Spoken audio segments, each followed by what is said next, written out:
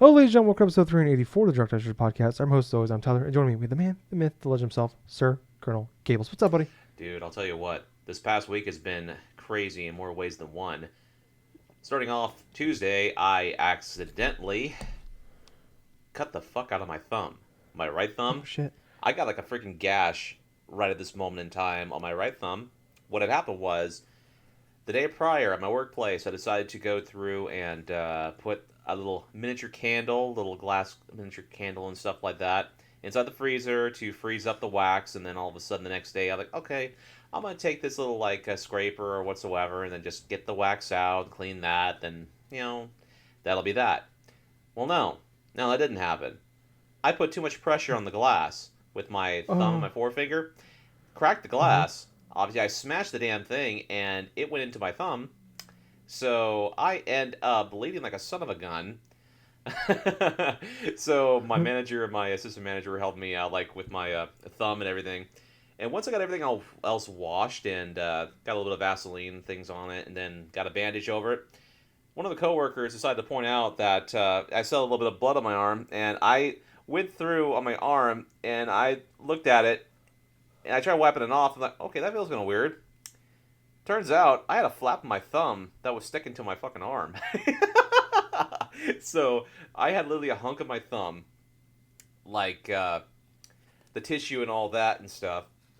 I had to go through and toss that out, obviously. But for the better part of the week, I have been nursing this thumb. I've have antibiotics and stuff and a bandage Nice. around it right now. May have to rebandage it again because this one is very loose. But I'll tell you what, my game time during this week, well, I've been doing fairly amount of good gaming. But how I've been doing it is I've been using my right thumb. I've been using my right index finger. Oh, that's weird. Okay. Actually, it's not too bad. I've All right.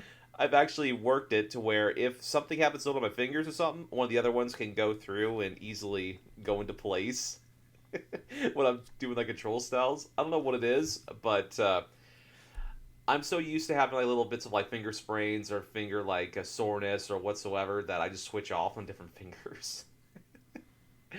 So it wasn't too bad, but like I said, the past week has been interesting because I've been working, I've been doing a whole lot of various things around the house. Cooked a bunch. I actually went through and helped cook dinner and stuff for tonight, so it's been fine. But as for game stuff, like I was telling Tyler before the podcast and stuff, I had been playing a good assortment of games.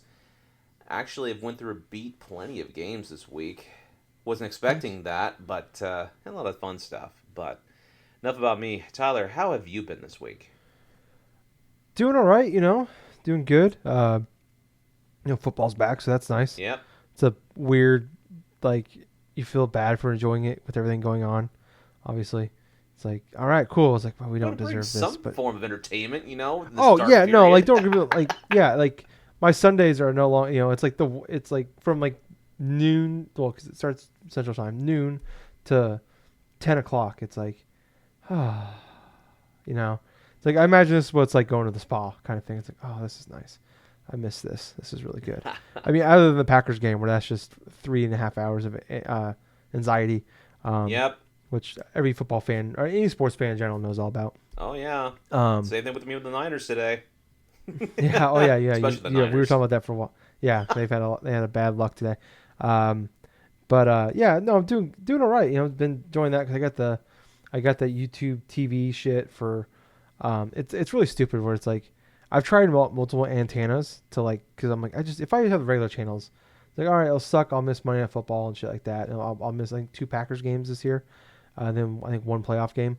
It's like, all right, whatever. I can, but I last year I tried out like 4 or 5 antennas, and like one of them was like, oh, one, cool, I got because it was ABC, CBS, Fox, and NBC, and I'm like, oh fuck, this one doesn't have NBC. Then I hook up another, like I got another one, and I'm like, fuck, this one doesn't have Fox, and it was like I can't find one that has all the and it's like fuck, this is so. This is how they get you.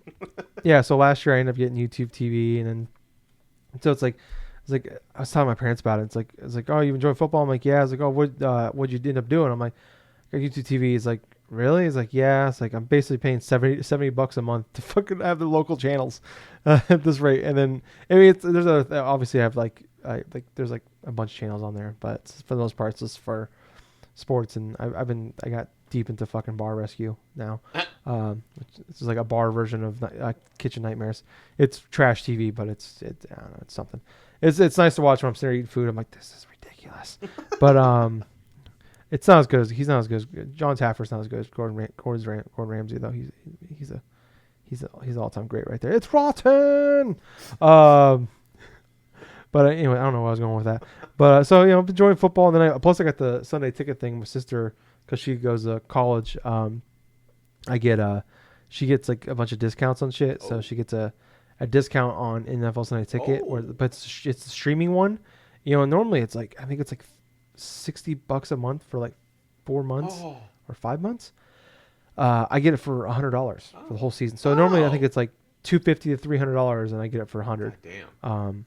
So I'm like, yes. It sucks because it's like streaming, and the only thing I could stream it on is my PS4.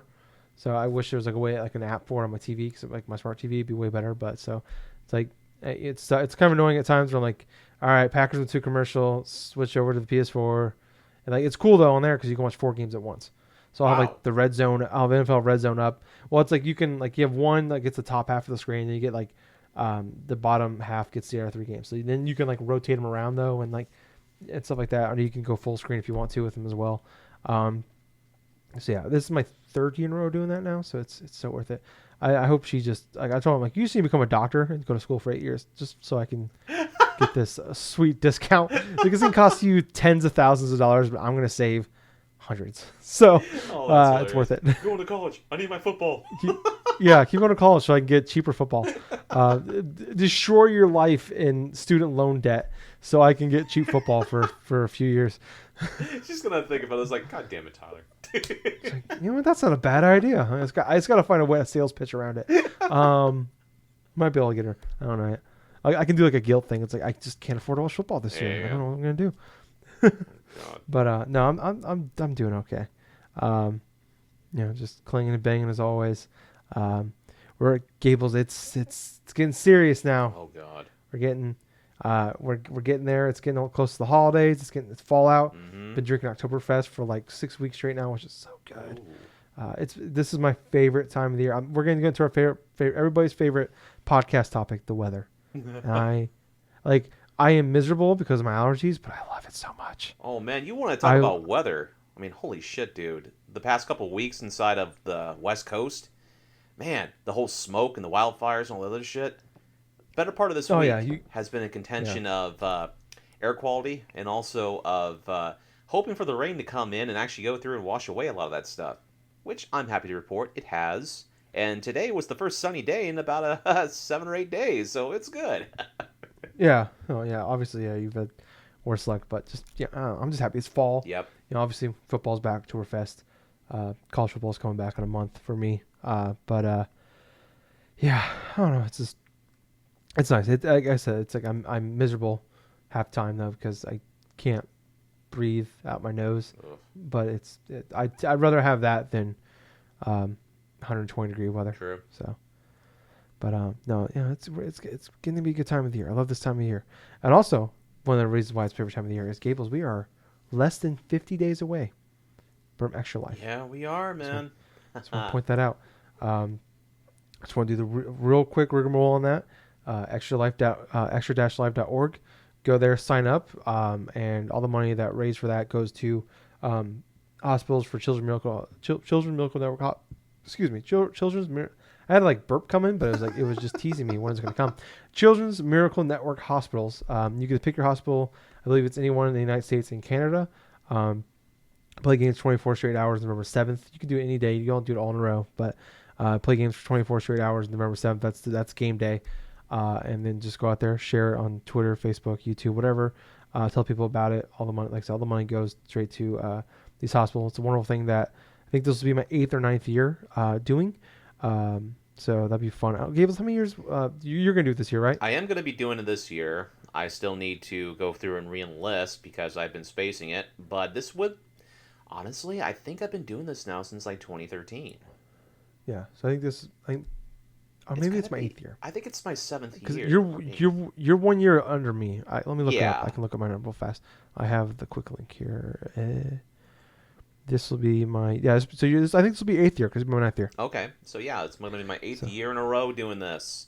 So 2 of those yeah. years, I actually spent the whole entirety of the day, actually the whole 24 hours, going through playing games and also streaming a bunch of it. I feel like that I will be doing similar, and as a result, I've actually prepped my PS4 for a lot of multiplayer games.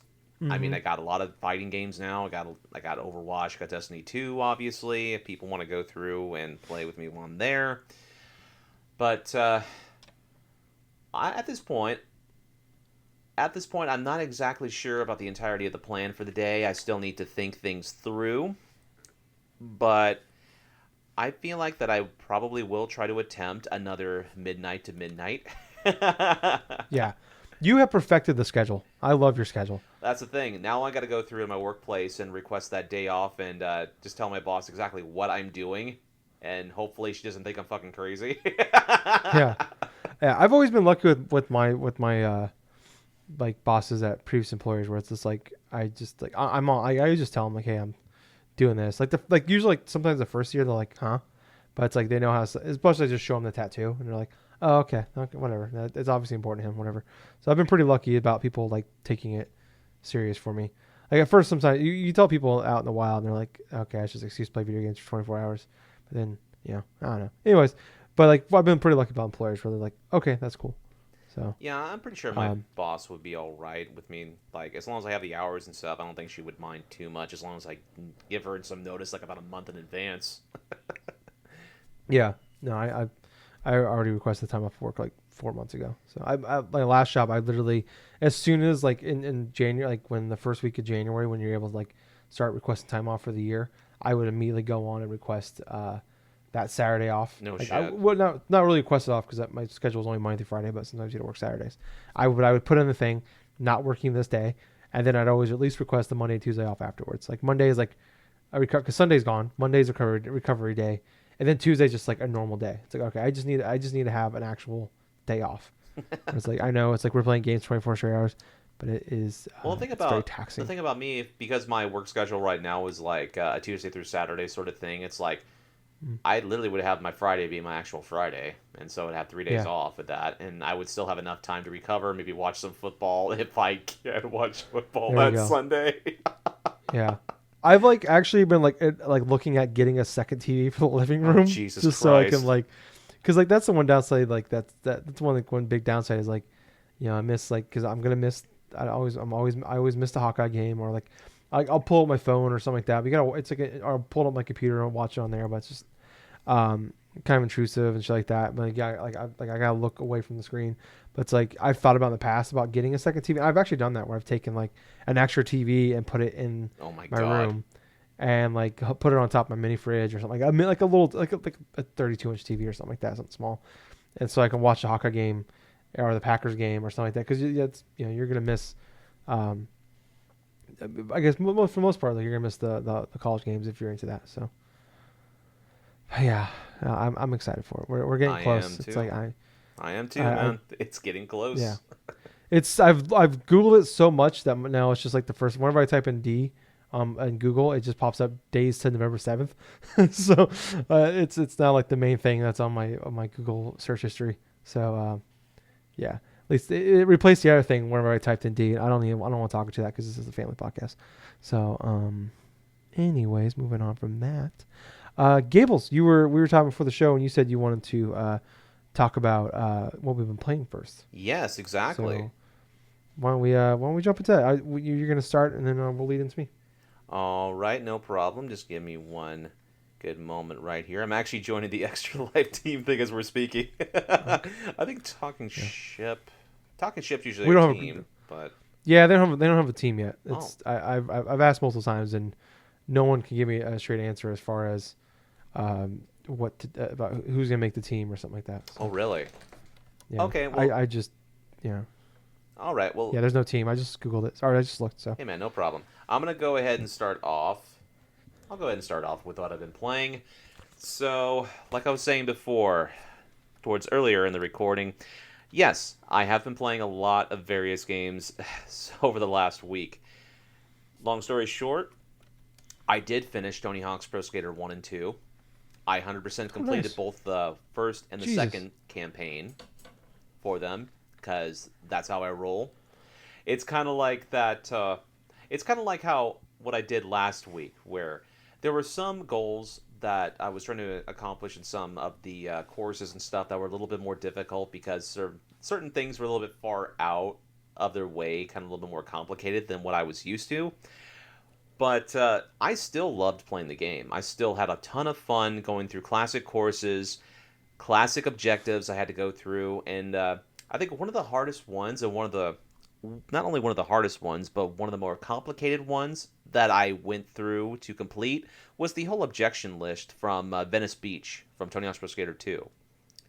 I remember when I did my first playthrough in the PS1. That was the course that gave me a lot of trouble because I had to find a lot of the locations of the VB transfer gaps and also jumping over Ollie the Magic Bum in terms of like in the correct order.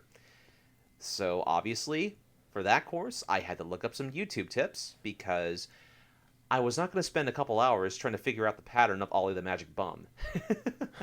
For those not familiar, what I'm talking about, Ollie the Magic Bum is a character inside of Tony Hawk's Pro Skater to where it's just as the name implies. He's a bum, he sleeps around, and your main objective is to Ollie over him. So he'll utter some discouraging words, but you have to go through and ollie over him 5 times in a row in different spots in order to accomplish this task. So, like I said before, I 100% completed the first Tony Hawk's Pro Skater and the second Tony Hawk's Pro Skater for the remake. Haven't went into the remix stuff, but I can humbly say I've beaten that game. Fantastic. It's definitely one of the best remasters that has come out this year. And I give kudos to Activision. They managed to go through and not fuck it up. You at one point you said best remake this year. One of the Um, best. I okay, want to so correct there's that. It's one of the best, there. not the Okay, best. all right. I just want to make sure because there's been some good ones this year. Yes, I know. I know. But the other game that I want to talk about, Fall Guys. Oh, You know okay. what's kind of Mm. funny? You know how I've been going through and struggling with Fall Guys off and on for the past couple weeks? Well, guess Yeah. what? I won my first match. You son of a I bitch. actually won. I actually beat Fall Guys, and I fucking won my first match. Nice. And it was in epic fashion too. I mean, it went all. It it basically happened sort of like how certain momentum things work. Like I start off terrible or something inside of one game, and all of a sudden you go on to the next game. You do okay, you pass the first round, and then all of a sudden the second round, you go to this memorization game of the fruits, and I had to study like in depth and detail, like how I was going to do that. Then I go through the whole memorizing a certain pattern, and then go through that mini game round 4, I think it was, with the whole soccer thing. Oh God, man, that mini game's gonna be the death of me. I swear to God, dude. It's like Mm. you you don't control who comes onto your team. So I remember having plenty of rounds during this game where I'd be paired off with with simpletons that would just go through and stand in one goal, or try to hog all the ball and try to do this and do that, or like two people try to do it all at once, and all of a sudden the opposing team manages to pop it above you. I'm like, fuck, no. But no, what ended up happening and that made this game different was I was able to consistently get better each round until finally the last one, which had 5 of us. I was part of the last 5. It was chasing people and grabbing that fucking raccoon tail. That tail. Grabbing the tail with R2 and stuff. And I got it down to a science. I actually went through. Did not initially go for the guy that had the tail. I tailed him, obviously. No pun intended. But Damn it. Okay. I went through. I saw where he was. I grabbed him a couple times, and it was so chaotic, Tyler. This is the match I remember the most. This is probably the most chaotic chase the tail matches that I've had. You know, where it's like 2 or 3 different like tail changes happen in the span of like 5 seconds, and all of a sudden it's like it gets to like around 5 seconds left or something, or like about 10 seconds left, I think it was. I grabbed the tail, and I started going beeline in the opposite direction. And all of a sudden, I go up to a ramp, and I see somebody trying to chase after me or something like that in the opposing side. I'm like, I'm going to go this way, and I'm going to go, and I'm going to bait this far enough to where no one's going to catch me. And I go the long way around and stuff, and I see a couple people behind me, but there wasn't enough time left for them to go through, and I end up winning my first match in Fall Guys. Very nice, very nice. Dude, after I did that, I fucking had like a fucking celebration, dude. I'm not gonna lie, man. It's like you go through games, you go through a lot of games that much for Fall Guys without winning anything decent or coming into second place a bunch of times, which I did. I did come into second place like 3 or 4 games at least. But going through, finally beating that game, getting that elusive crown in terms of that, I just pumped out my chest. I got a couple of photos from that, and all of a sudden I'm like, yep, I beat this game. Now I'm going to save that for Extra Life. So, oh man. Finished up the last game of Super Mario All-Stars, obviously. Super Mario Bros. 3, that was beaten last Monday. It's still fun. A lot of the graphic changes inside that version. I mean, hell, I love them. That was the copy that I remember playing the most back when I was a kid. Oh my gosh. It's still fun. There's still a lot of good tricks, a lot of good things that is still prevalent, and there's a lot of the same glitches that are inside that version as opposed to in comparison to the NES one. Like the whole what was it? There was this the first sub-boss castle inside of World 3. That whole like underwater level where you go to the first sub-boss castle, I think it was, and there's this room, right, where it has all these doors, and you have to go through and find the correct door so you can go up to fight Boom Boom. There's a glitch. The third door, right? It's called the third door glitch. And so basically what you have to do is you have to go in the third door, but you have to quickly press the up button again. And you can actually do it twice in a row, right? And you're zoomed right to Boom Boom without even having to go through and like try to find the correct door to go up that staircase and get to him. I can do that. I can do that glitch. Not consistently, but I've gotten the timing down to where I can do that. Plus in World 7-1, you know how you have to go through that pipe maze and stuff at the beginning and stuff, and you have to go and take this block and it'll take you up and up on the stage, and you have to jump on it to, do a lot of direction changes. I mean, you know what I'm talking about, Tyler? Yeah, I do. I do vaguely know what you're talking about. That Yes. pipe maze. Did you know that in 7-1 you can actually jump at the right, you can actually go through a running start when you start off the stage. You can jump up and you can actually clip through those mess of blocks and stuff with that door. Well, I decided to try that out a couple months back when I was still playing the NES version because I saw guys like Mitch Flower Power and Grand Pooh Bear try to do the same glitch, and they actually end up doing that stuff. And so I figured, you know what, I'm going to try this out too. And I ended up doing it. And there was one try where I actually did it in my first attempt. I'm like, holy shit. Dude, when you play a game a lot, and all of a sudden you find little quirks, little tricks like that, where you can glitch through an entire fucking stage and all of a sudden beat it like that, it just feels awesome. It feels like you've mastered the game. But that's not all. I also, on my PS4, went through and played a lot of games from the Disney Afternoon collection. I was on a retro kick, dude. I don't know what it was, but it started with Tony Hawk's 1 and 2, Super Mario All-Stars, the Super Mario Bros. 3 version of that collection I played, and all of a sudden I had a craving to play DuckTales. So I felt... Woohoo! Yeah, exactly the point. DuckTales, that's a game from my youth as well, because that NES game I remember my brothers owning. I remember playing that a little bit, not to get too far in it, but I decided to power on the Disney Afternoon collection. It has a collection of 6 games. It has the first and second game of DuckTales, the first and second of Chip 'n Dale Rescue Rangers, Tailspin and Darkwing Duck, Capcom games, Capcom platformers. Really reminiscent to the style of how they did their Mega Man games, but it's Disney. All except for like Tailspin, which is like some sort of weird ass shoot 'em up it's kind of like a, you know how like games like Life Force and I think R-Type and stuff where it's like a little shump or something like that where you go from left to right, do this and do that. Well, Tailspin's kind of different. That game, that game, you can upgrade your ship after each stage, and it's sort of like an RPG where you have to collect different parts of currency from like the loads that you pick up and stuff, and get all these money bags and shit. It's a mixture of a shump and an RPG, which is really weird, but at the same time, it actually has some engaging boss battles. Like, here's a good example. There was this one stage where you're facing off against like Don Carnage's lackeys and stuff, which there's these two flunkies that he has, right?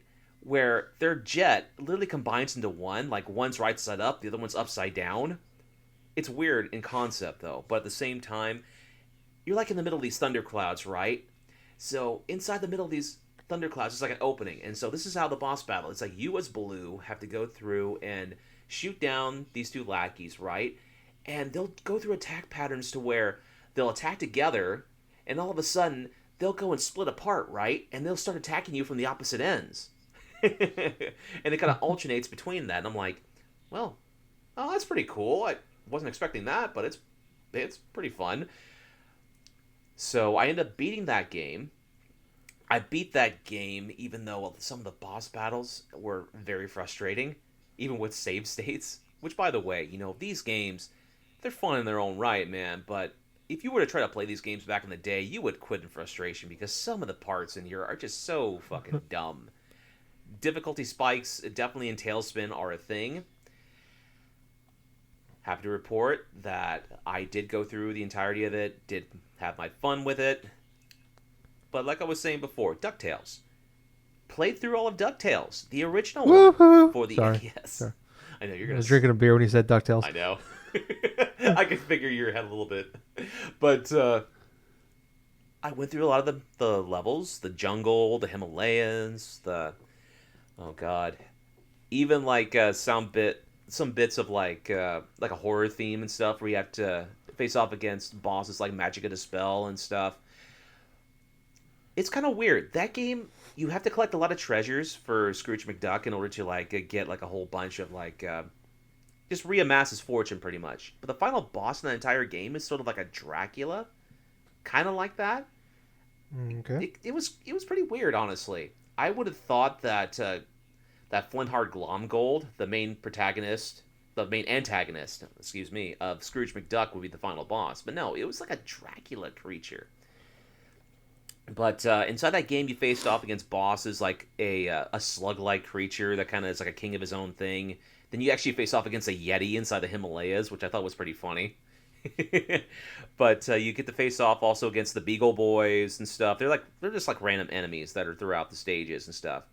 And so you face off against them, Magic of the Spell, obviously, and then some appearances by Flintheart Glomgold, but that's not until late inside the game. But you also have a bits of advice that your nephews are going to go through and give you. So Huey, Dewey, and Louie are inside the game, spread out. So is Webby and stuff. And Launchpad is there. However, you can actually use him and sort of zooming back to the overall map if you feel like you're not doing well on the stage or whatsoever. And Miss Beakley actually is kind of weird to where I've only encountered her once inside my entire playthrough, and she was just giving out random health power-ups, like her desserts that she usually makes throughout the show and this so on. So I really thought this was very fun in terms of not only matching the source material, but also in terms of a fun platformer in general. Out of all the games that I've played so far in this Disney Afternoon collection, DuckTales was definitely, I felt, the best one. But Nice. so I beat DuckTales, I beat Tailspin, and Chip and Dale Rescue Rangers. That's the third NES game that I did beat in this collection set. Wait. Like the male dancers, Chippendales? No. No, Oh, no, no, no, no, no, no, no, no. There was no male stripping in this game. damn it. Of I was, course. but you about sold another copy there, buddy. No. But to everyone listening, wondering what the hell I'm talking about, Chip and Dale Rescue Rangers. That was a show in the 1980s and also was resyndicated in the 1990s with these two Disney characters. They were chipmunks, Chip and Dale. So basically, they amassed a team and stuff that which they would go and help out people and stuff and take out certain bad guys. Oh God, I'm trying to remember the enemy's name now. God dang it! But he's a big Angry old grandmas with money. no, Oh, no. It was a cat, fat cat. That's exactly what his name was, fat cat. So the main game plot is you have to go through these random stages and stuff to just stop Fat Cat and stuff like that from taking over the city and stuff. So the stages are kind of weird to where they're actually individually lettered from A all the way up to the last level being J. You can actually choose which stages you want to go through and alternate between. So Gadget obviously gives you a little bit of advice before each stage of what you can do. Zipper is sort of like the little fly, is sort of like an invincibility sort of thing to where when you actually find him, he'll make you invincible for a time. Then Monterey Jack, I know, I know, it's the same as a fucking thing of cheese, but that's his name, Monterey or Monty. He actually comes into play whenever you have like a particular room that you have to make a door. If you there's like not a door, and he'll go through randomly in some stages and just break open because he smells cheese and just breaks through the fucking door and you can actually go through it. But the main gimmick of this game is you can pick up items and throw it.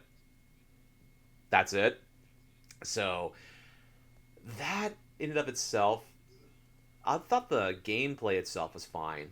Level design is actually pretty good, but at the same time, it's like it's definitely simplistic in terms of the boss battles where you have to jump on an enemy like 3 or 4 times, they're done. But hmm. I did play Darkwing Duck, which I thought had interesting premise, definitely interesting like gimmicks and stuff.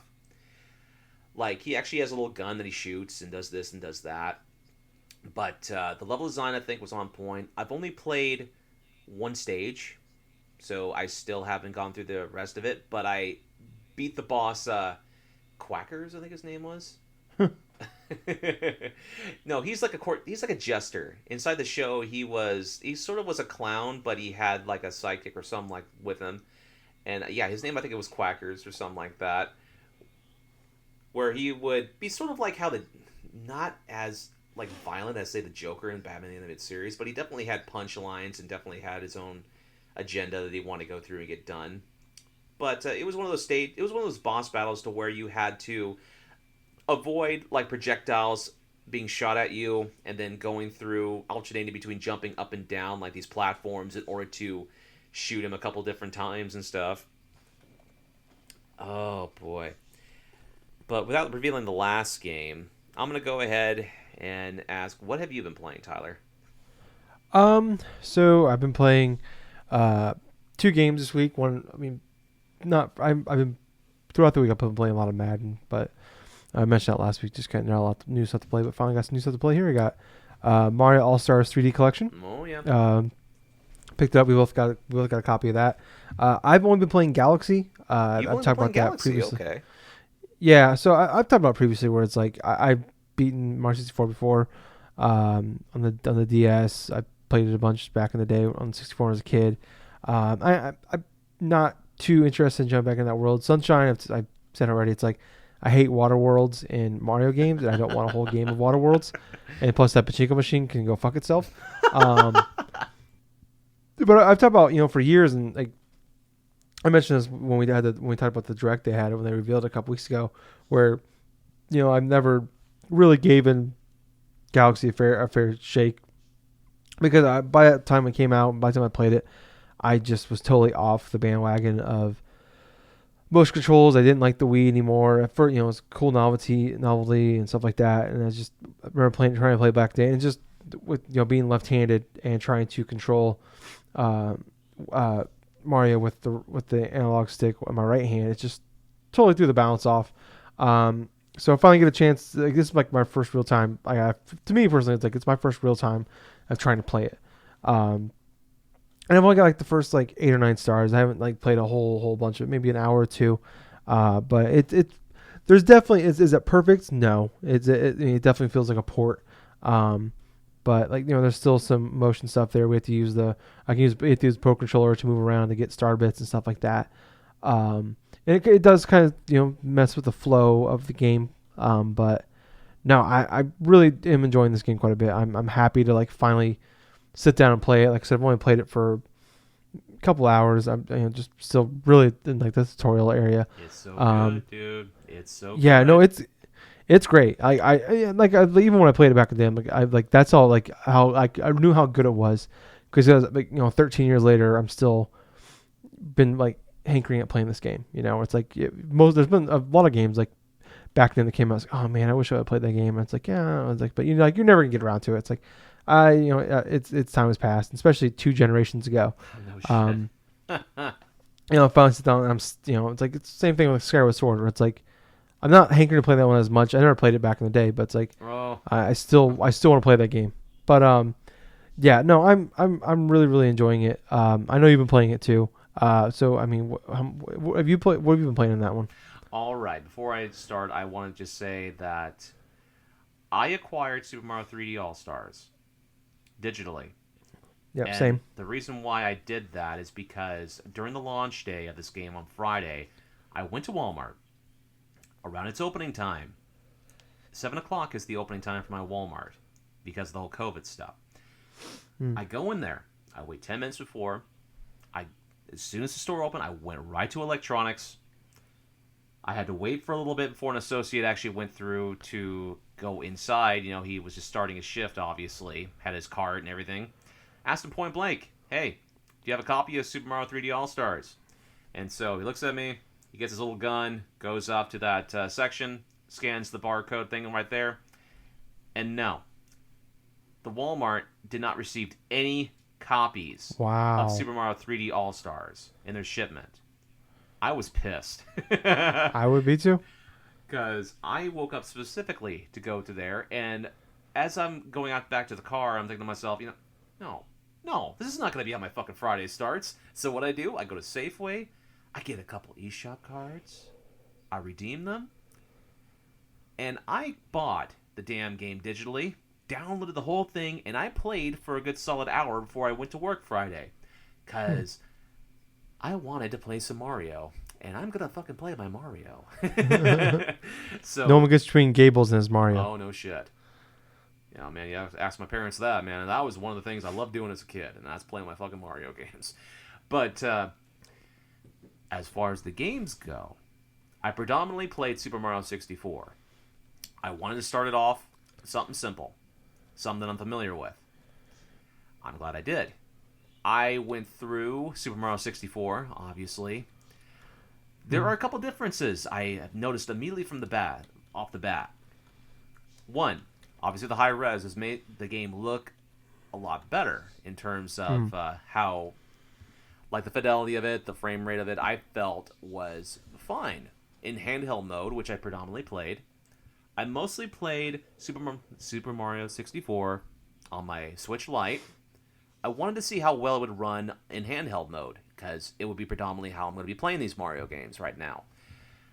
64 ran pretty good.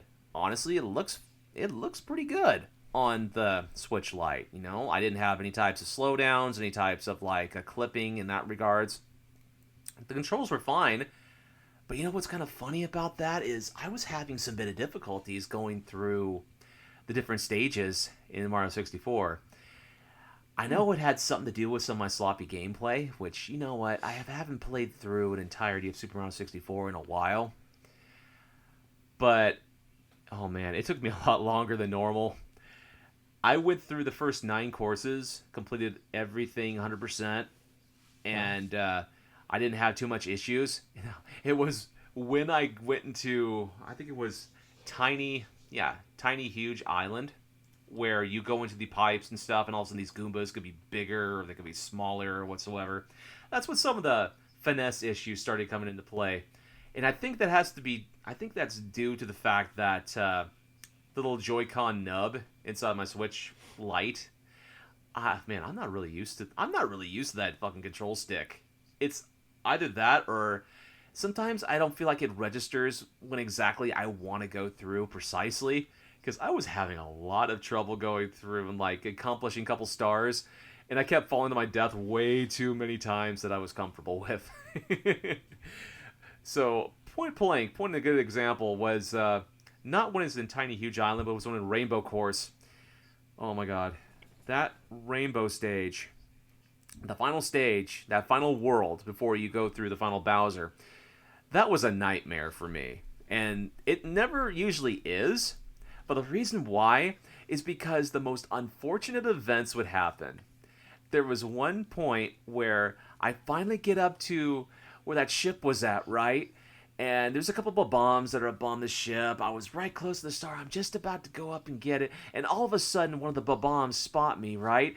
And I'm thinking, oh, okay, you know what? I'm just going to go ahead. I'm going to start jumping. But no, that's not what happened, Tyler.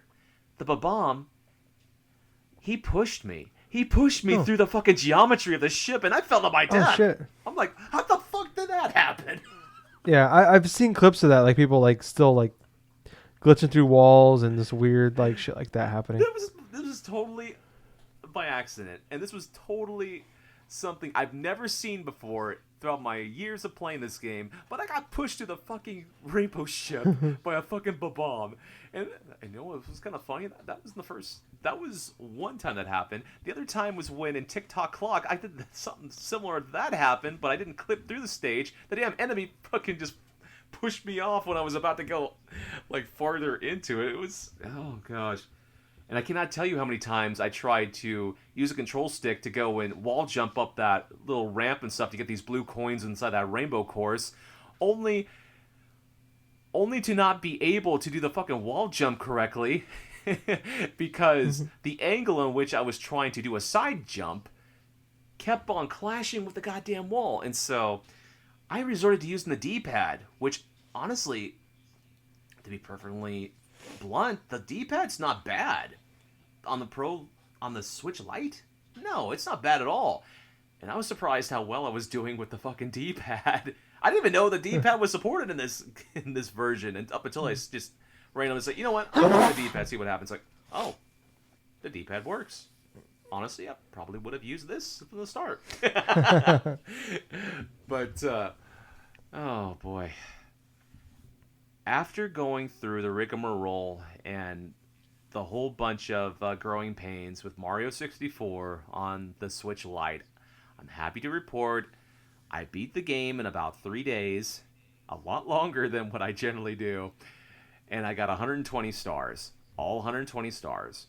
Wow. I did that like I would in all the other types of runs I've done with it, but I decided to do one extra thing, and that was shoot from the cannon up to the top, meet Yoshi, get those 100 lives, because, you know what, it's my reward anyway from completing the game, and learn that new triple jump where it's like you triple jump and Mario just does somersaults in the air.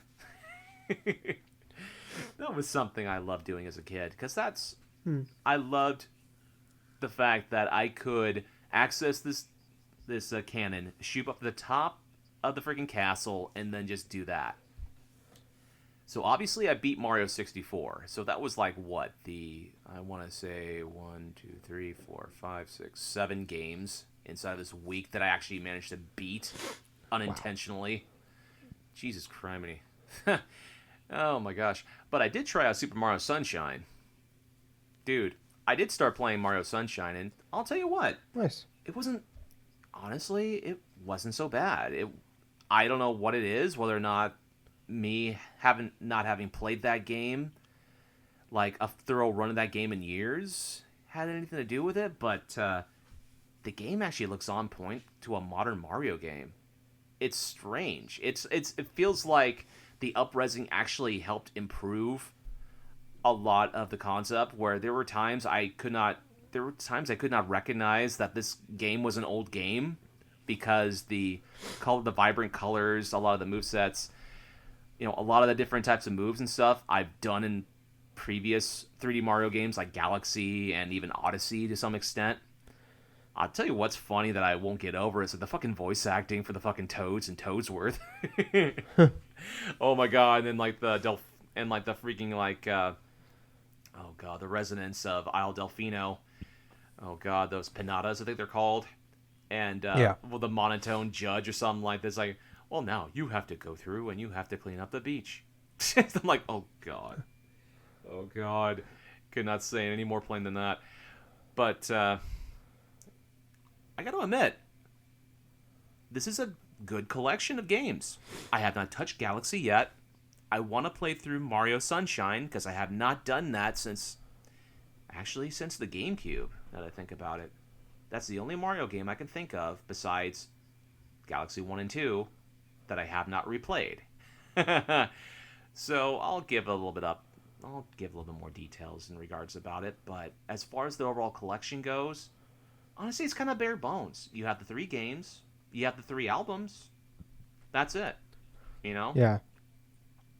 What did you think? Yeah, that's no, I'm with you, and that was like my complaint even when they announced it. I think that's been kind of continuing still, even like people like talking about the inverted control stuff too. Oh yeah. Where it's Oh. you know, I talked about this before, like when we were talking about the whole when that the direct happened, where it's like Nintendo is like the most frustrating company because like they have so much of our childhood, they just keep locked up in a vault. They do. You know, it's like they're like they could just easily like, and they but it's like it's weird because they know we'll just rebuy anything they put out, like Dude. especially like this. Like this is a straight pretty much port.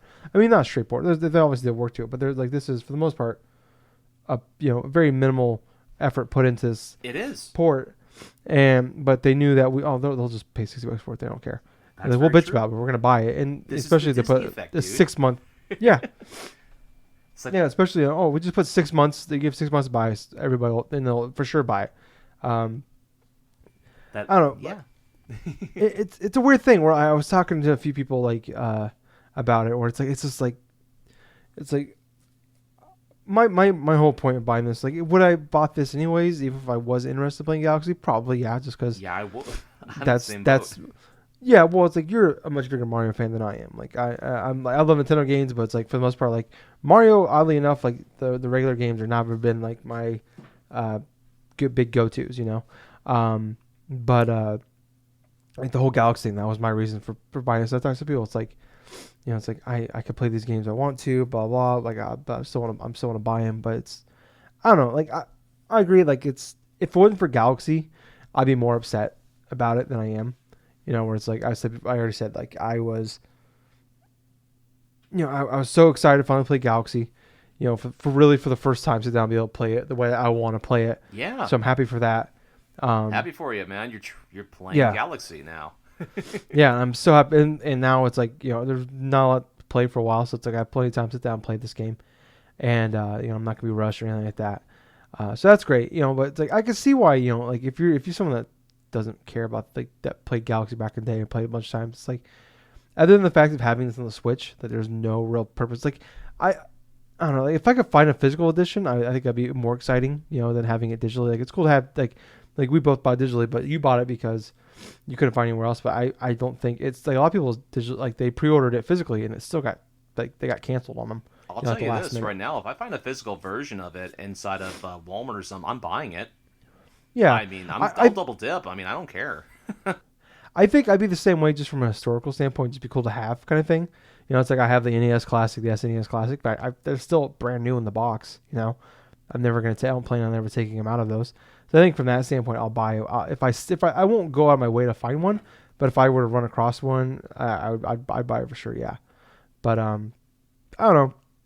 It's like I said before though, like a couple weeks ago, it's like Nintendo, like they have all these great things that we want, and like, but they go like, and they'll finally give it to us, but do like 80% exactly what we want. And then like there's that 20%, it's just baffling. It's like, why would True. you do this? It's like, why, like, you know, it's like, why are these coming out with such little effort put into them? Why are these coming out? Why did you uninvert the controls and not give us the option to invert the controls? Like a lot of people said, it's like the reason I play inverted today is because of Mario 64. It's like, Right. like fine if you want to make them uninverted or inverted or whatever, but give us the option. You know, like I've had a lot of people like they bought it and it's just like, I don't want to play these games now because of that. It's like I you know, it's like, you know, I've no, I shouldn't say a lot, but I have 3 or 4 people I've talked to where it's like I've heard like say like, you know, any excitement for this game is gone now because of that. Like, because it can be so difficult. You know, it's like a game that they played their whole life, and now it's like it's backwards. I'm sure like after a couple hours you might get around it, but All right. I can see the frustration. In terms of Mario 64, let me just point out a couple differences here. For one, this version of Mario 64 is taken from the Shindo pack that was, I believe, was an update to Mario 64 in Japan. There actually is a couple of differences in regards to this. One of them has to do in terms of what Mario says when he throws Bowser. Now, if you remember correctly, whenever Mario goes through and throws Bowser, there's a couple sayings that he says, like "Here we go" and "So long, big buddy." That's how I interpret it. The other one that people misinterpret is like "So long, gay Bowser." I've seen that one. Yeah. I've heard that one too, and I laughed the first time I actually heard it because it does sound similar, but I've always interpreted it as like "So long, big buddy." But inside of the update, he actually says "Bye bye."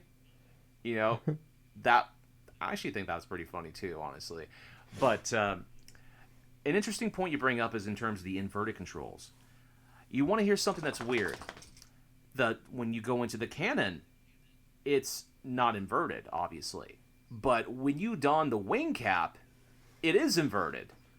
So when Weird. you go and you equip the wing cap, you can actually press up on the control stick and Mario will go down. But if you go down, he'll go up.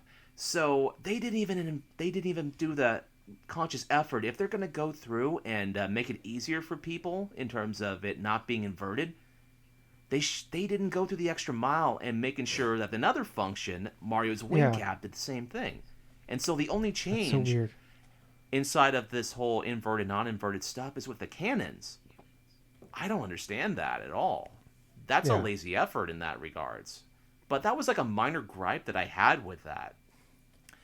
Out of the whole game itself, the whole game played normal. I did have a bit of thing that I had to get used to in terms of like the non-inverted controls with the cannon, but it wasn't like dire or anything. But with a wing cap, I thought it was incredibly strange because it's like, here I am, I go through and I'm doing this non-inverted thing for the cannon, and all of a sudden when I get the wing cap ability and I start flying around, I'm like, this is the same controls as Mario 64. This is inverted. That's so weird. But dude, I think it's because Wow. I'm so used to playing both ways to where when I played Star Fox 64, no, not Star Fox 64, but the original Star Fox and some of 64, I played with inverted controls. Same thing when it came to certain first-person shooters. Now, because the norm is non-inverted, or more of a southpaw style, no, more inverted, not southpaw. Oh man, I just feel like I can play like similarly to how I did as a kid. I can do both ways in that regards. Oh, but anyway, that's pretty much my 2 cents. All right. Real quickly, I just want to talk about this before we move on. I did. It's funny. Gables and I were talking about like our plans for like, how we're gonna do the show, and I was like, we were kind of like dancing around with what we've been playing, not telling each other. As a final, I'm like, I bought Hades. He's like, he started laughing at me. He's like, I bought Hades too. So it was kind of funny. Where it's like I told him, I bought mine just a few hours ago, and you bought yours earlier in the day too. Yeah, I did. So we'll talk about the direct later, but I'm a huge fan of Supergiant games. I loved Transistor and Bastion. Yes. Bastion is so fucking good. Transistor, really good game, but it's really good, but it doesn't hold a candle to Bastion.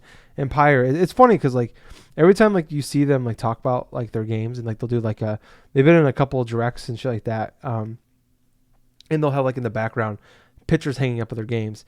You never see Pyre back there. When they talk about from the creators of Transistor and Bastion, Pyre's just not that good. It's not a memorable game. It's like the game. It's one of the weird ones where it's like the gameplay of that game is actually really good. They made a really fun game. Just it's like 10% of the game is the gameplay. The rest is the story bits, and like they went too crazy with the story side. And the characters are interesting, but it's too much, and that's what I felt. That's why I fell off that game. The Pyre. I tried so hard to keep sticking with the game, but I was just like, I'm not having any fun with this game. I fell off of it, and I think a lot of people felt that way too. But you were laughing. It's like that doesn't sound like your game at all, and it's not. Like I hate roguelites, and not hate, but it's just not my kind. It's not my style of game. And it's just like I love Supergiant games, and it's like this game came out early access about a year ago on Epic Game Store, and I was like, oh man, I was actually tempted to check it out, but I was like, no. It's like it's a roguelite. I'm not gonna like it. And then it got shadow dropped, kind of, sort of, even though Nintendo leaked it last week that it was coming out this week. on eShop, and I've just heard so many people talk about it. Plus it's on sale. And normally it's like $25, and it's $5 off. It was $20. And plus, it has an And then ending to the game, unlike when it was released yeah, on the Epic Games yeah, Store, so it's complete. yeah. So that's never. I don't like to play. I've played early access stuff before, and I just don't like doing that. It's like I'm not gonna really. I'll play betas and shit like that, but I'm not gonna go into a game like that, especially for a game that's been out. I hate that when games out for a year or so, or 2, 3, 4 years, but they're not actually finished. So I was waiting for it to get done before I finally want to check it out. So I've been playing. I've only played like an hour of it. I don't fully understand what I'm doing as far as like the upgrade shit goes. I'm still getting used to that because, like I said, well, I've played a few of them. I don't have the patience to like redo stuff so much, but it's like I love, like so far I really enjoy what they're doing with like you're the son of Hades in this game. You're trying to get out of hell, and he's working with like Zeus and shit like that to like get out of there. Um, so that's game like you go on and you die, you come back, you're in like a base like this giant like this pool of blood, and you get upgrades so they get better, just like any other world. Like I said, I've only played for like an hour, so I'm enjoying it just because I love their style, their music. They are top notch at music there, and I love their style, their art style. And the gameplay is fantastic, so I'm gonna keep playing it. But it's just I pretty much bought into the hype because everybody was raving about it. I'm like, all right, I love Supergiant. I love everything. Pretty much, I love their first two games at least, and this looks like they're going back to like the first two games that I love so much. Good. So yeah, I picked it up playing that. So I'm gonna plan on playing some more. But yeah, that's pretty much all I've been playing this week is those two games. And like I said, I haven't played too much of any of them, because obviously I bought Hades today, and then Mario 3D Collection didn't come out until Friday. So. I'll talk. I mean, I don't have anything coming out for a while. I'm jumping into, so these are pretty much my games to play for a while. So yeah.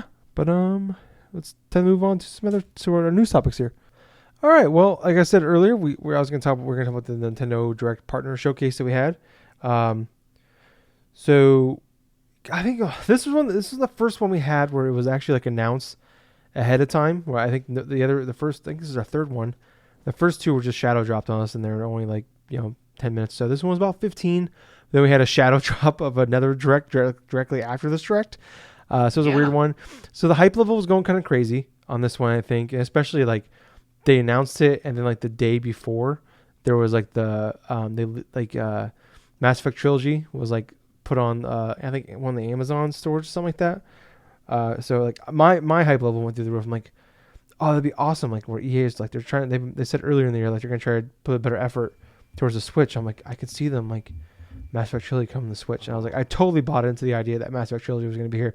So I was very much in the Mass Effect Trilogy a bust camp on this one. I'll admit. But obviously, spoiler alert for people that don't know, didn't happen at this event. But I think I'll just jump through. We're gonna run through some of the shit that was announced here. So start off with Monster Hunter Rise.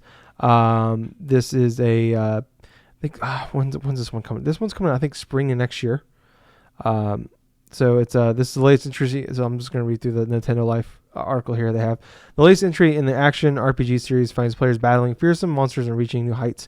Prepare to be transported to the colorful Chimera Village, a new serene mountain locale where players will experience unique culture and innovative hunting technology using a special insect called a wire bug. Hunters will be able to grapple themselves to any direction, making it possible to scale towering cliffs and structures. So that was the first one. Then right afterwards, we had Monster Hunter Stories 2: Wings of Ruin, which I think a lot of people were surprised about this. I'm not a Monster Hunter fan at all, but this one obviously is more of a story-based role-playing game, and this one's coming out summer 2021. But I think a lot of people it sounded like people were shocked by this one because it sounded like the first one didn't do super well. Then Ori and the Will of the Wisp, was shadow dropped onto the Switch. I think a lot of people were expecting this one earlier in the year. And I think there was a couple of partner showcases ago that was like the rumor that this was going to be shadow dropped there, but instead it was shadow dropped here. So that's out there right now. I heard it's actually running really, really well on the Switch. Then we had Fitness Boxing 2. Rhythm and exercise. It's just if you have the Ring Fit Adventure stuff, that's You can use that for this, or you can just use Joy-Cons as well. You don't have to Ring Fit Adventure, but I think it works better with that. That's coming, I believe, in December. Disgaea 6 Defiance of Destiny was shown off. It's coming out summer 2021, another JRPG. Hades, what we talked about earlier, that was shadow dropped at this event, but that, like I said, Nintendo accidentally leaked that was happening. Empire of Sin, which I swear has been shown off at multiple Nintendo Directs now, is finally got a release date coming December 1st. It's kind of like a turn-based, like a XCOM style game. Sniper Elite 4 is coming to the Switch this holiday. PGA Tour 2K21 is coming out September 25th for it. The Long Dark was announced. It's a survival game that is coming, I believe, later this year. Balan Wonderworld, sorry, that is coming March 26, 2021, another JRPG game. Rune Factory 5 has also been announced. That's coming to Switch 2021. I think a lot of this was some of the stuff that came out because there is Tokyo Game Show is happening this week. So I think a lot of that was like, we're going to announce this stuff now. Kind of like Hyrule Warriors or Age of Calamity. Apparently there's going to be like a 50-minute event for this game at Tokyo Game Show, which I'm excited for. But yeah, I think a lot of this, there's a lot, like I was saying, there's a lot of RPGs that were announced with this game. I feel like a lot of those are probably because of Tokyo Game Show. And like they have said that there's going to be more. Some of these games are going to be shown. The Monster Hunter games will be shown there. Then there was a Monster Hunter Direct directly after that Direct. A lot of Directs in that Direct statement I made there. But I don't know. I mean, Gables, honestly, this didn't do too much for me. None of these games took my fancy. Like I said, I wasn't very much in the Mass Effect or Bust camp. So other than Hades, like nothing really stood out to me. What about you? To be perfectly honest, I think this is one of the best partner miniature directs and stuff that they've had so far, and that's because a lot of what they announced inside of this one was, it appealed to a lot of the niche audience that really love their RPGs, which obviously for a person like myself that rung almost in full gear. I love the aspect that we're getting not one but two new Monster Hunter style games during the next year. Monster Hunter Rise, that's one that I want to check out the most in that regards. Never really delve into too many Monster Hunter games, but I really want one for the Switch because I wanted to try to play more so on the go. I didn't really jump upon Monster Hunter like Generations. That one was, I think, on the 3DS, if I'm not mistaken. Yeah, But that was. yeah, I think I have that game for the 3DS. I'm not too sure about that, but basically, I'm very excited to try out a new Monster Hunter game on my Switch. That looked cool. Arise did look cool from the initial footage that we saw. So a bit of the gameplay. It looks like classic Monster Hunter. Looking forward to that, obviously. I'm also looking forward to seeing how Disgaea 6 shapes up. That's a series that I love to play off and on. I had a lot of fun playing the original Disgaea. I have that plus the second game on both the PS2 and also on the Vita. And to be perfectly honest with you, Disgaea 1 is actually on the Nintendo eShop right now on Switch. So for anybody that wants a fun, addictive SRPG, definitely invest inside of Disgaea. It will surprise you with how much depth and how much fun you can actually have in that game. But I got Disgaea 5 complete on my Switch that I have yet to delve into. But let me just say one thing about the Disgaea games. They're highly addictive. Yeah, they're cute, they're whimsical, they're this and that and stuff, but there is a meaty, and I mean a meaty style of RPG where you go into the definite classes, definite grinds, you can create different types of characters, there's a lot of different types of battle systems, there's a lot of bank for your buck with these type of games. They're definitely the type where you'll spend months playing. But, other things that I saw that were piquing my interest, obviously, Rune Factory 5. That one, I know that this is going to be a little bit, it's going to be a little bit something though, but yeah, I do like the styles of the Rune Factory games. It's not something that I really delve into a lot, but I do have a couple of the games. I have one for 3DS, I think it was like the Rune Factory 4, and I think I have one for the Wii, actually. Yeah, Rune Factory Frontier. I'm staring at it right now. Or maybe it's staring at you, Gables. Probably. Thinking, why haven't you played me yet? What's the problem? I see what you do. That's probably what my games think, or something like that. When I'm sleeping at night, it's like, why aren't you playing me? Why aren't you playing me? Damn it! And You're playing that game again for the 18th time, you son of a bitch. and you haven't even touched me for 3 years. What the hell is wrong with you? You don't love me no more. I love the fact it's like a freaking old relationship. It's like myself and my games are like the fucking husband and wife dynamic. Oh god. Anyway, other things about that direct. Honestly, besides that, I was actually highly surprised that they ended with the Will of the Wisps. Not because that the fact that that I didn't think the game was going to be coming onto the Switch. I mean, I honestly thought it was going to be coming onto the Switch, but at the same time, they are the shadow dropping it on the day of alongside Hades. I wasn't expecting that. That was a nice surprise. I think we had 4 shadow drops today, or was that Thursday, Wednesday, Thursday. Yeah, we had a couple different shadow drops during that day, but I'll tell you what, just I think Nintendo did a fun job of doing that, because in that same week, over this past week, I invested not only buying fucking Super Mario 3D All Stars, but also Hades and whatever type of games that were on sale for the eShop. I'm like, god damn. Sons of bitches. Oh boy, and the rest of the year is looking like it's gonna be all coming up Nintendo. Oh, Gables, just wait, because I have updated. Remember last week I did the list of what November looks like for this year? Yeah? I've updated it. Oh shit, here we And go. it's only gotten worse. It's going to be crazy. But yeah, like I was saying, Tyler, I think this is the best partner direct that they've had so far. But, Oh, yeah. But Go ahead. Sorry. there's one thing that I did catch the beginning portion of it. They're going to be having more partner directs from here to the end of the year. So this is going to be not the last one they're going to do. So we could still hear an announcement for Mass Effect Trilogy. Well, yeah. Because there is... the rumor has been that there's going to be early October, but Jeff Grubb, who is the leak master, and he's been the one he leaked the Mario collection, he leaked Mass Effect Trilogy, he's leaked pretty much everything that's happened this year, like the directs, PlayStation showcases, Xbox stuff. He's been the guy that's leaked the shit. He said that by the end of next week there'll be should be a story out, or at least an update about what's going on with the Mass Effect stuff. Okay, good. So he has some concerns that it might get delayed to next year, which shit. scares me. I don't want that to happen.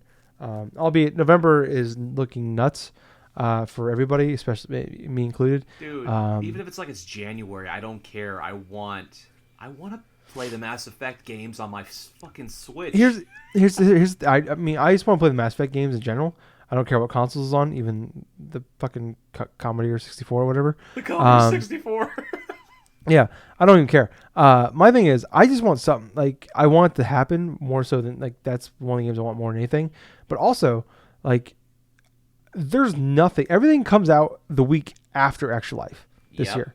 It's I need something to play for Extra Life, because I remember the one year I didn't have anything to play for Extra Life. There's a 1 year I didn't complete where I fucking fell asleep playing video games because I was so bored of all my goddamn games. So if I go into this year with nothing to play, it's gonna be a bad time. Anyways, I do agree though. I think this was the best one as far as just what was shown at it. None of them have really done anything that really caught my eye. I want to check that out. But like I said, the first two were just shadow dropped, or one was 12 hours. I remember it came out 10 o'clock at night. It's hey, 8 in the morning, we're gonna have a partner showcase. And that was remember we went crazy. It's what if they have Bayonetta 3? What if they have No More Heroes 3? What if they have this or that? And we didn't quite understand what partner showcase meant, and then now we know what it is. This one I think it was rightfully so. I think made a bigger deal, but I think this one understand giving 2-day notice that they're gonna have one. I think this one was okay. You definitely don't go as crazy as you do with the other ones, but yeah, I agree. It was definitely the best one. And I'm okay with these.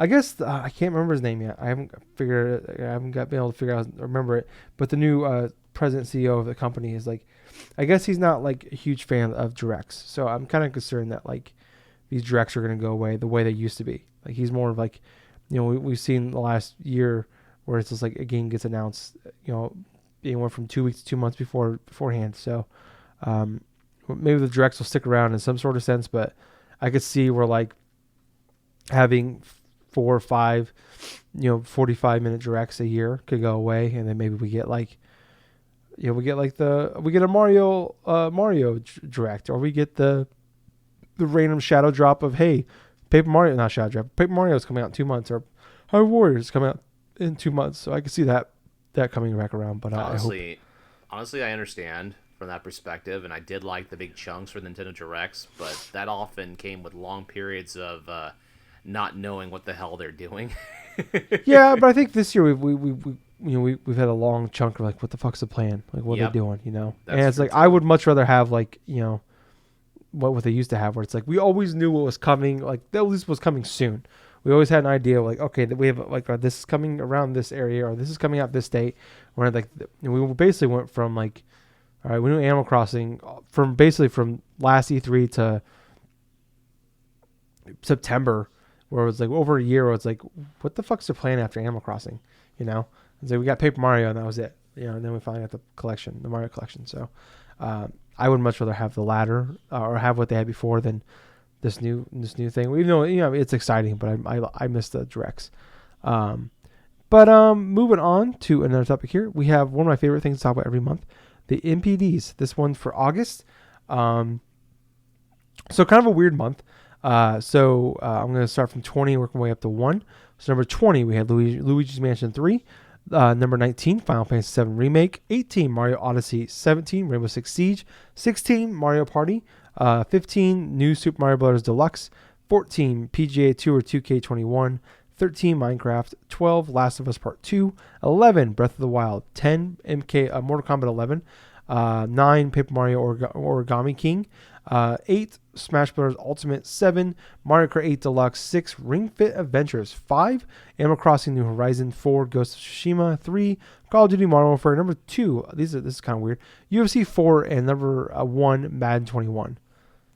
So a few interesting notes. The Switch sold more consoles than any other console ever in the month of August. It beat out, I believe, the Wii had the record back in 2008. Yep. For most consoles ever sold. So I think that makes sense. We look at 5 through 8, or 5 through 9 rather, are all Switch exclusives. You had Animal Crossing, Ring Fit Adventures, Mario Kart 8 Deluxe, Smash Brothers, and Paper Mario. And you look at, so 5 through 9, so 5 of the top 10 are Switch games. But then you look at 11, Breath of the Wild, 15, Mario Brothers Deluxe, 16, Mario Party, 18, Mario Odyssey, Luigi's Mansion 3. So we had 10 of the top 20 are Switch exclusive games. So that it kind of makes sense. But I don't know, did anything blow your mind on this? Yes, actually, there's a couple. One, I understand that Madden sells extremely well regardless of the quality of it each year, but still having Madden as a top seller and then having the UFC game, the top 2 spots going to EA games for the month of August, that's kind of surprising to me. Not so much of like Madden, but more or less the surprise that the UFC game is actually selling really well in terms of its debut. That kind of caught me off guard. But then again, I'm not really too much of like an Ultimate Fighting fan. Yeah, so me neither. And it's like, it's still popular, but it's like, it's one of those things just around, so you don't stay as much. But some fun facts here. This is I believe the 21st consecutive year that Madden has had the best selling game in August. Man, that doesn't surprise me a bit, because that game every year that's released is the most bought sports game. Yeah, and it's sales this year we're up double-digit percentage as well for launch month. And it came out, I believe.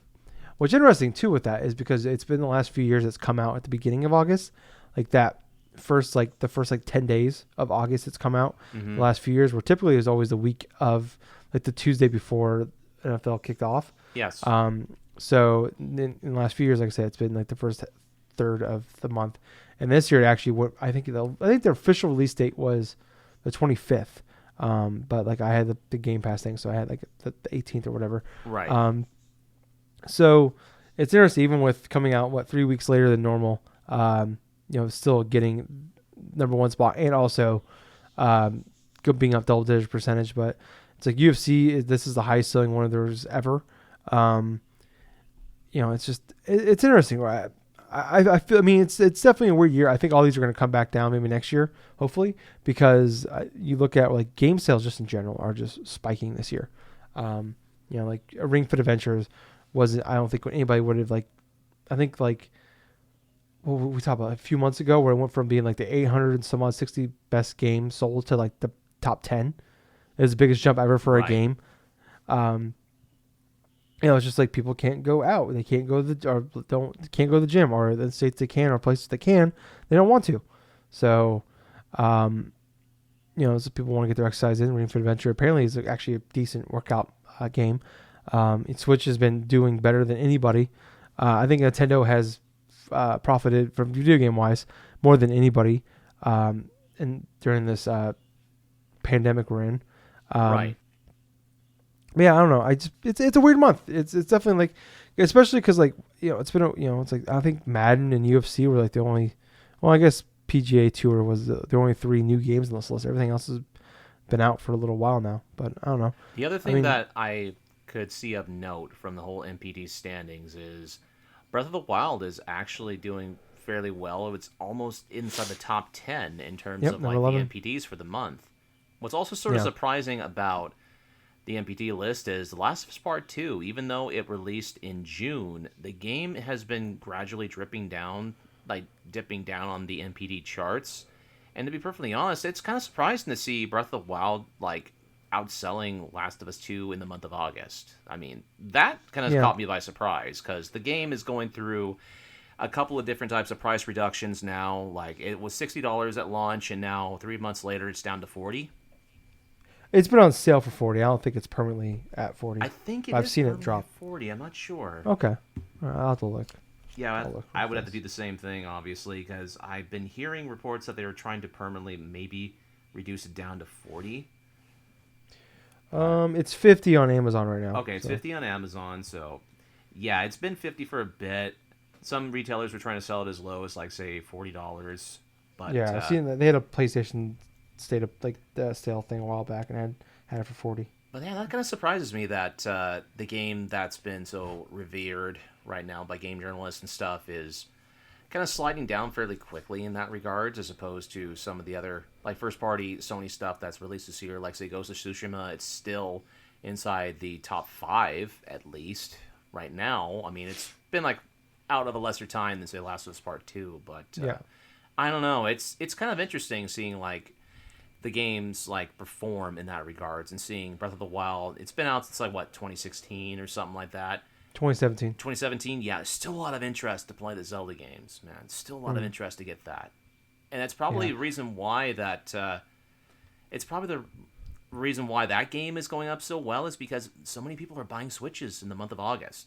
I mean, and what's the first game that people want to try out? They want to try out Breath of the Wild. They want to go through and get that game. And so maybe that's one of these spikes because, Yeah, I think a lot of it has to do with the fact that you see like the Switch has been, like I was saying, the Switch and Nintendo has done better than game-wise than anybody this year by a long shot. Agreed. And I think part of that too is like you look at, everybody knows the PS4 and Xbox are, the current consoles are, they're going away. The new ones coming out. Obviously, we'll get to more of that later. But I think, you look at like you're saying the Switch, this is the best month a console has done in the month of August since 2008 when the Wii came out. And that was the first summer the Wii was out. So that first 18 months the Wii was impossible to find.